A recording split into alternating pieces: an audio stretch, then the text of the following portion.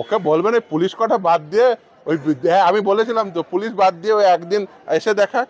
ও তো বিরাট নেতা, ওই একদিন ভাঙড়ে পুলিশ কটা রেখে দিয়ে আসবে। চোর চোর বলেছে আর জাহান্নামের কুকুর বলেছে বোধহয়, আমাকে পাঠিয়েছে। কোনোদিন আমাদের এমএলএ নওশাদ সিদ্দিকী সাহেব কোনোদিন কেউ বলতে পারবে না কারোর কাছ থেকে দুটো এক কাপ চা খেয়ে। আরও এই পঞ্চায়েতের সময় ওই নিয়ে এসছিল তো লোক, এই ক্যানিং থেকে লোক নিয়ে এসছিল, টেম্পোই করে পাঠিয়ে দিয়েছে।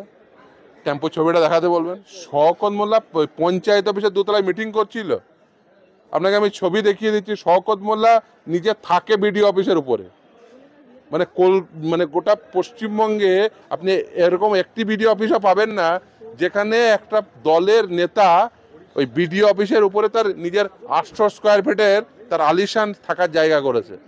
সেখানে তার অফিস আছে, সেখানে সে তার বেড আছে, সেখানে পিছনে তার কিচেন আছে, আর কি কি হয় সন্ধ্যাবেলায় সে আর নাই বা বললাম।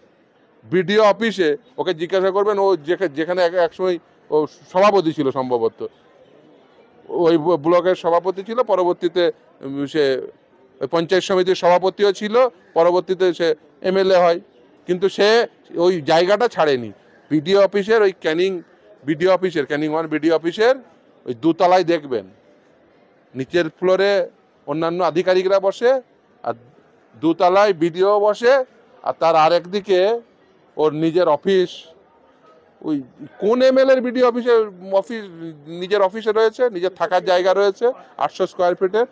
এই যে মমতা ব্যানার্জি বলে না যে ওই মোহাম্মদ সেলিমের ওই স্ত্রী, তো তিনি তো নিজে ওই হাসপাতালের চিকিৎসক ছিলেন। কেউ হাসপাতালে থাকতে চাইতো না, মমতা ব্যানার্জি তাড়িয়েছিলেন। শওকত কি করে বিডিও অফিস, সে বিডিও অফিসের কেউ না, বিডিও অফিসের কর্মী শওকত না বিডিও অফিস ইয়ে করে অকুপাই করে রেখে দিয়েছে অফিস, নিজের আলিশান থাকার জায়গা। সন্ধ্যাবেলায় আর কি কি করে শওকতকে জিজ্ঞাসা করবেন, সন্ধ্যাবেলায় আর কি কি করে। বিডিও অফিস ঘিরে রেখে দিয়েছে। বাবার জমিদারি নাকি ওটা? কোনো সরকারি অফিস বাবার জমিদারি নাকি? কোনো পঞ্চায়েত অফিস, কোনো বিডিও অফিস, কোনো এসডি অফিস, কোনো ডিএম অফিস কোনো নেতার বাবার জমিদারি না। মমতা ব্যানার্জি জানে না যে এইরকম করে বিডিও অফিস অকুপাই করে রেখে দিয়েছে? সব জানে, জানার পরেও ওই বোম বাঁধা ওই শওকতকে ওটাকে দিয়ে রেখে দিয়েছে। তুই ওখানে বোম বাঁধবি আর যা যা করার সন্ধ্যাবেলায় যা যা করার করবি। সন্ধ্যাবেলায় কি কি করে বলেন না, সিসিটিভি ফুটেজটা দিয়ে দিবে, ওখানে সিসিটিভি লাগিয়ে দিবে, সন্ধ্যাবেলায় কি কি আসে ঢুকে বেরোয় সব রেকর্ড পেয়ে যাবেন। ওর কাছে একটা ছেলে থাকে, কি ভোলা না কি নাম, জিজ্ঞাসা করবেন একদিন এখানে শওকত থাকে কিনা। চোর চোর বলেছে আর জাহান্নামের কুকুর বলেছে বোধহয়, আমাকে পাঠিয়েছে। সে যারা বলেছে তাদেরকে জিজ্ঞাসা করবেন কেন তারা চোর বলেছে, তারা কেন চোর বলেছে, কেন জাহান্নামের কুকুর বলেছে জিজ্ঞাসা করবেন। ও তো লোককে মানে যত ভায়োলেন্স হয় ভাঙড়ে, মমতা ব্যানার্জি নিজে বলেছে বোম বাঁধে, যত ভায়োলেন্স হয় এই গোটা 24 পরগনা, ওর জন্য ভাঙড়ের নাম খারাপ হচ্ছে, ওর জন্য 24 পরগনার নাম খারাপ হচ্ছে, ওর জন্য মুসলমানদের নাম খারাপ হচ্ছে। ও ফুরফুরা শরীফকে আক্রমণ করছে। ফুরফুরা শরীফের কত ফলোয়ার্স, পীর সাহেবদের মধ্যে নিজেদের মধ্যে একটু হয়তো উনি একটা মতের, উনি একটা মতের, কিন্তু ওর বিরুদ্ধে সবাই বলে। সিদ্দিকী ওর বিরুদ্ধে, নওশাদ সিদ্দিকী ওর বিরুদ্ধে, ও সবাই ওর বিরুদ্ধে, সাপির সিদ্দিকী ওর বিরুদ্ধে, সবাই ওর বিরুদ্ধে। কেন বলে? তার কারণ ও হচ্ছে ক্রিমিনাল। আর কারোর বিরুদ্ধে তো বলে না, ক্রিমিনাল, পাক্কা ক্রিমিনাল। ওকে বলবেন এই পুলিশ কটা বাদ দিয়ে ওই আমি বলেছিলাম তো পুলিশ বাদ দিয়ে ওই একদিন এসে দেখাক। ও তো বিরাট নেতা, ওই একদিন ভাঙড়ে পুলিশ কটা রেখে দিয়ে আসবে ওই ক্যানিংয়ের ওই বিডিও অফিসে, কারণ ও ক্যানিংয়ের বিডিও অফিসে ওপরে পুলিশ ওই সিকিউরিটিগুলোকে রেখে দেয় 3 তলায়, 2 তলায় সিকিউরিটি, 2 তলায় ওর নিজের থাকার জায়গা। ওই 2 তলাতে বিডিও অফিসের সন্ধ্যাবেলায় শওকত থাকে, সকালবেলায় সারাদিন বিডিও, সন্ধ্যাবেলার পরে শওকত। কি ইয়ে নাকি জমিদারি চলছে নাকি? শওকতের জমিদারি চলছে ওখানে। ওদের যারা বড় ব্যবসায়ী সব আমাকে বলে গেছে, একটা সভা হয় সবাইকে বলবে, কেউ কাউকে বলবে এত দে, কাউকে বলবে অত দে।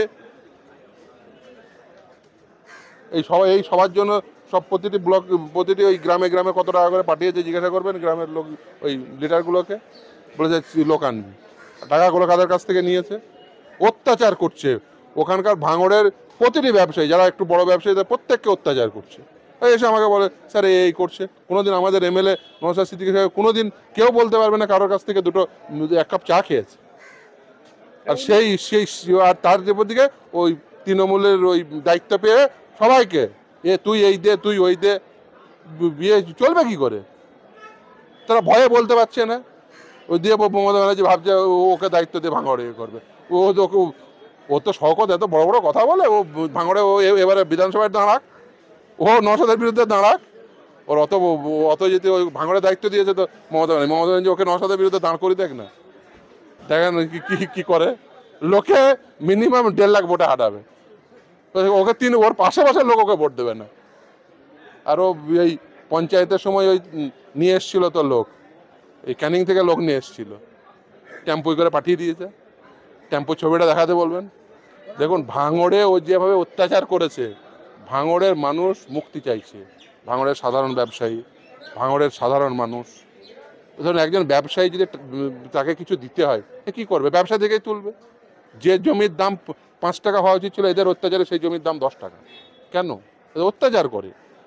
তুই দে, এত টাকা দে। ওনার বিরুদ্ধে ওনার এক সময় সঙ্গী কায়জার আহমেদ, আরাবুল ইসলাম, জাহাঙ্গীর খানের সঙ্গে দেখুন কাইজার বা আরাবুল, হ্যাঁ, এরা ধরুন কাইজার একটা শিক্ষিত ছেলে, মাস্টার ডিগ্রি করা একটা শিক্ষিত ছেলে, তার 3টে সিকিউরিটি ছিল, তুলে নিয়েছে। কেন? এখন শওকতের সিকিউরিটি বাড়ি, শওকত ভালো তুলে দিচ্ছে বাজারে থেকে। এই যদি মানে কারোর নেচার হয় যে বাজার থেকে তুলে দেবে, তাহলে তাকে নেতা বানাবো, তাহলে জনগণ ওই ট্রিটমেন্টই দেবে।